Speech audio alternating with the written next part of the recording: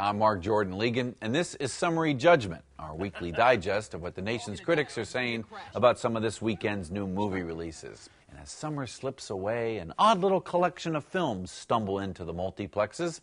Robert Siegel, who wrote Mickey Rourke's big comeback, The Wrestler, now writes and directs another sports-themed drama, Big Fan. Patton Oswalt plays a 35-year-old parking garage attendant who still lives at home with his mother, but is a self-described world's biggest New York Giants fan. And his obsession with the team takes him on a very strange journey. And all the rest of you brotherly love jabronis who've been talking smack all week on this show, get out your forks because you're going to be eating your words big time. I love his passion. Thanks, Bob. Thanks, Sports Dog. You're the man.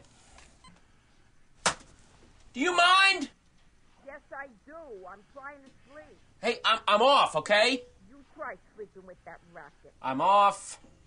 All night with the calls. Go to bed, Mom.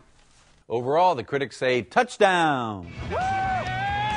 Even though Film Threat thinks Big Fan comes across as a little uneven, Rolling Stone cheers Oswalt triumphantly nails every comic and dramatic nuance, and the New York Times agrees Oswalt is terrific in this darkly funny film. Next, we go to the fourth installment of the Final Destination franchise, only this time death goes after sexy teens in 3D.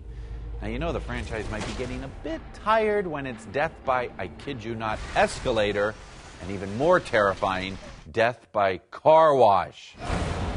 No, not the hot wax! The studio did not make the film readily available to the critics, but the hard-working, never-take-no-for-an-answer critic from Variety did see it and had this to say. With a plot as developed as a text message, the 3D effects quickly grow tiresome, as do the deaths themselves. Death himself saw the film and said, The eclectic filmmaker Ang Lee, who has directed everything from Brokeback Mountain to Sense and Sensibility, now tackles the magical summer of 1969 with Taking Woodstock. Dimitri Martin stars as a young man stuck working at his parents' dumpy Catskills motel that is transformed once much of the Woodstock concert staff move into the place and get ready to plan the 3-day music festival that changed the country. Would $5,000 do it for you? 5? But you'll have to tidy up, and you'll have to pay for any damaged crops, of course.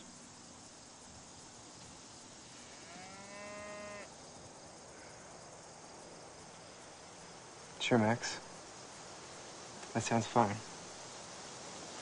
Good. Wonderful. Well, why don't you all come into the house for some chocolate milk?